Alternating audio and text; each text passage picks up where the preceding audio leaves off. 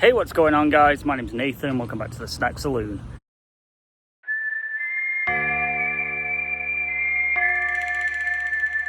Now, as you can see from the sign behind me, we're here in Midlothian, Texas, which is just south of Dallas. It's in Ellis County. And as I did in my Mansfield video, we're going to take a tour of the town and check out some of the historical sites. So let's get into this. So I'm starting off in the main downtown area. This place is strangely quiet to see how big this town is, or city I should say. Now this is a brand new city hall that was built within the past couple of years. It's also a joint library. You see library, city hall, and this thing is huge. You can see the size of it. I've never been inside, and I don't think I'm going to go inside because I have no reason to, but this area here is called Heritage Park, and they have a log cabin here that has a historical marker, so we're going to go check it out. Just looking at the ground here in front of this cabin, they have a lot of family names. I'm guessing these are either memorials or people that donated. I'm thinking memorials. Could be wrong. Yeah, that one says in honor, in memory. There's some dates. So yeah, it could be a mix of both, but let's go and check out this marker for this cabin. So this is the Newton cabin. In the spring of 1848, the Larkin Newton family arrived in the area from Neosho, Missouri, in response to a 640-acre land grant given to them through the Peters Colony. Their contract required them to be on their land with a home constructed by July 1st of that year. Mr. Newton found suitable timber in the cedar breaks of Dallas County to the north, and he built this cabin on a site approximately 3 miles southwest of this location. Okay, so this is the cabin in question, and it looks like there might be something on this well over here, so let's take a look at this first of all. Oh, this is like a community notice board. They have this well sealed off. Don't know if you can, yeah, you can't lift it. But yeah, here's the cabin. Again, more names on the ground. Really interesting. They've got it padlocked off, but you can see the timber. Obviously the steps are new. But yeah, looks very nicely built. You can see the divots there for logs. They obviously cut these out by hand. Let's check out the other side.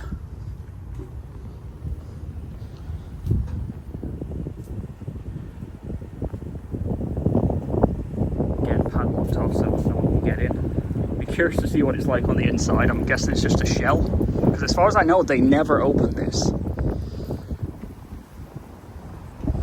Again, this is right in the downtown area. They've got a shuttered off window here as well. You can see some of that wood actually breaking away. And then obviously the stone chimney as well. But definitely a nice little attraction here right in the downtown area. There's the sign where we started off, Cement Capital of Texas. Then we've got the flags up as well. And then this is right across from the City Hall. So let's explore further. So we're still here at the downtown area. There's the cabin. And I'm just heading across the street here because I think this belongs to the old fire station. I think it's like the admin buildings, if I'm not mistaken. And I don't think there's a marker or anything here. You can see there's a lot of trains that come through here. Check out this prickly pear. Yeah, jealous of that one and this one here. But yeah, this is a little, from what I understand, the admin building for the firehouse. There is a sign here actually. Let's take a look at this. Old firehouse, circa 1912. And you can tell it's an older building. Here's the side. It's not like a museum or anything. As far as I know, it's still in operation, so I'm not gonna loiter around for too long. But yeah, again, right in the downtown area. So we'll just head down through the downtown area. There's a lot of smaller businesses here. See various things, salons, a few restaurants, I believe. it's a decent downtown area. They have, you know, a lot going on, and it's very clean, as you can tell. They definitely keep this place looking very nice. Flower shop. Then you can see there's businesses on either side. And it does look like a very typical southern downtown area with the shape of the buildings. You know, a lot of the downtowns, especially in Texas, tend to have a very similar look. But yeah, here's the full downtown area. So I'm just taking this little back road here behind the downtown. They have like this weird S-shaped road. And I smell food. There's definitely a lot of food being made here.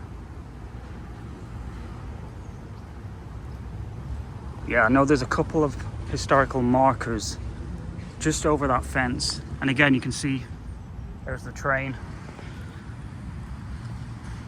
But I'll check in again once I find these markers. So crossing the train tracks now. The markers should be just over here. Now this is an interesting thing, Founders Row. So what they've done is they've taken houses from other cities. I think they're all fairly local. Some are from Ennis, some are from Cleburne. And they've moved them here to this street. And they have markers outside of them.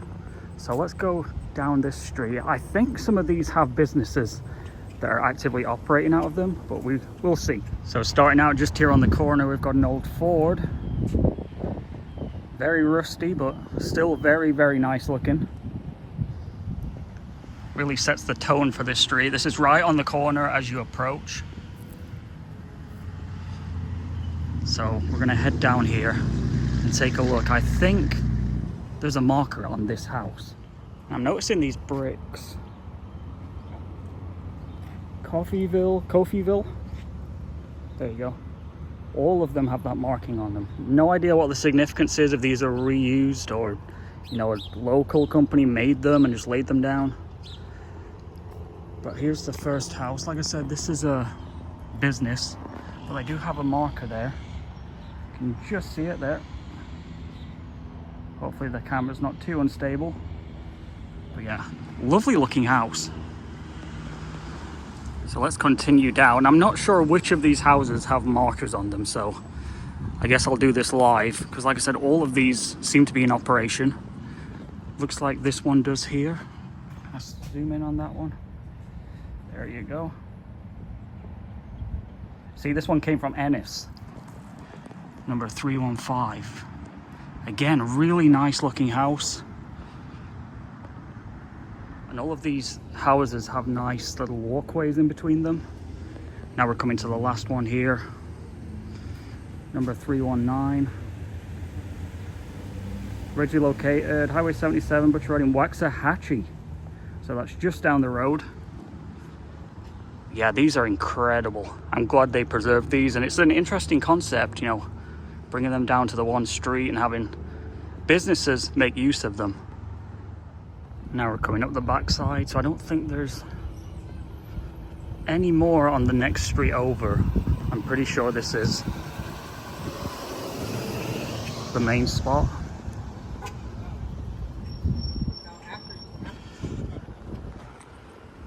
So this is obviously all the houses we just saw on this side. There's one there, but I don't think that's of any significance. It has a lot of fencing around it anyway, so it likely has just been moved. But yeah, that was Founders Row here in Manchester. So I'm just back in the downtown area, and they even have cornhole just set up here in front of this cabin. So they have a lot of stuff to do here. I would say compared to Mansfield, where I was in my last walking video, I'd say this downtown is a lot more child friendly, if that makes sense. There's a lot more activities to do. The Mansfield one is very adult orientated. You know, there's a lot of restaurants and clubs. But yeah, there's a lot of things here for families to do.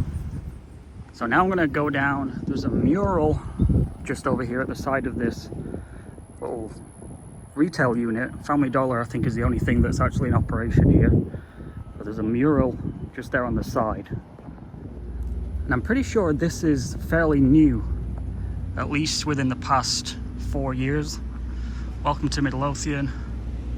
Monster Splash Art. If you want to find the artist. Really nice mural. Obviously made to look like a stamp, but the detail on it is incredible. Really, really nicely done. Again, Monster Splash Art.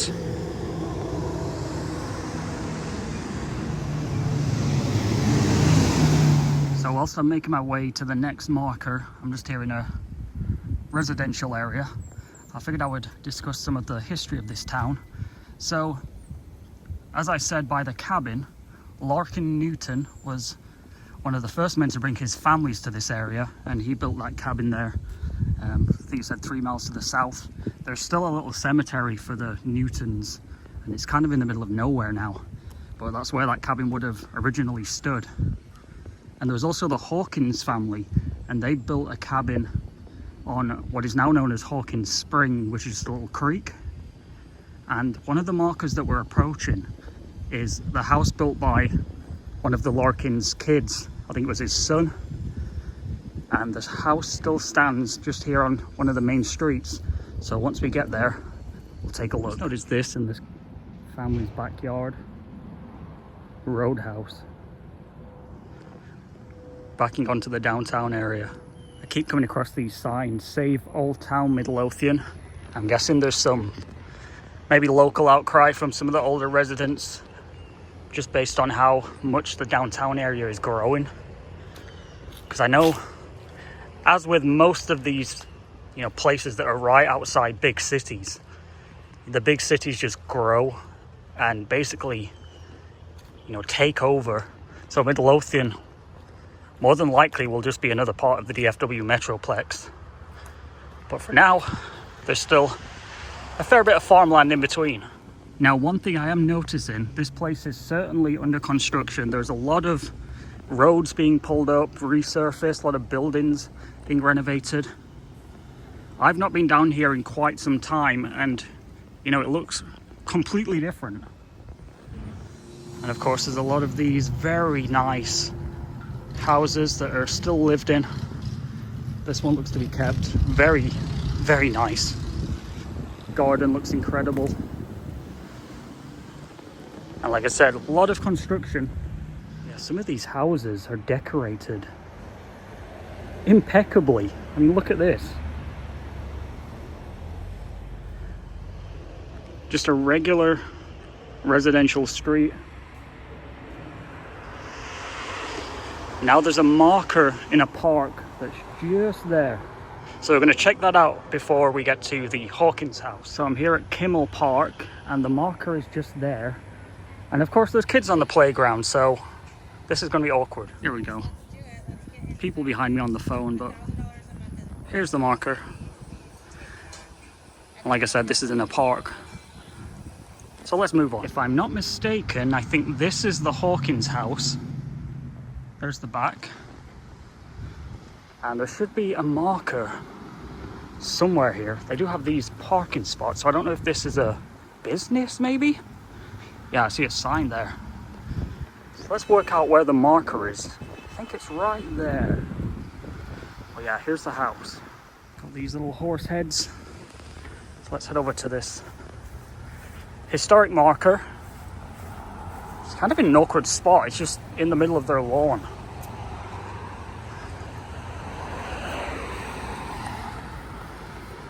Yeah, William L. Hawkins, son of area pioneer settlers, and his wife, Emma Barker, purchased land and a house here in 1892.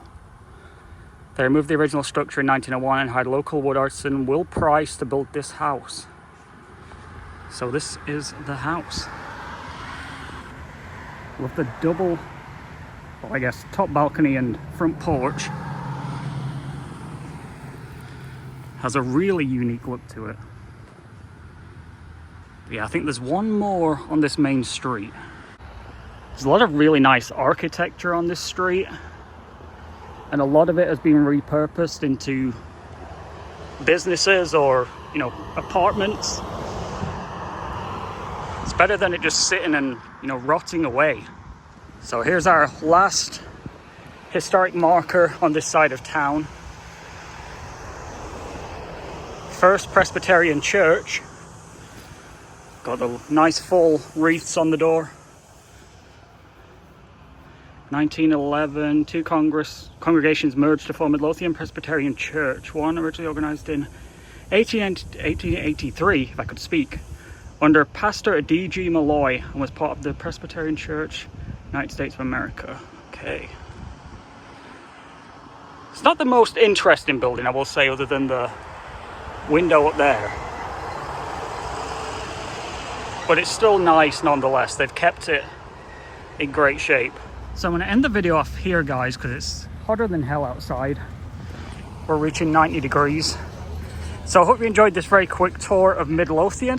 There is a cemetery that has a marker, but I'm going to save that for a separate video, probably closer to Halloween. So that's it for this one, guys. Please remember to rate, comment, subscribe. Until next time, see ya.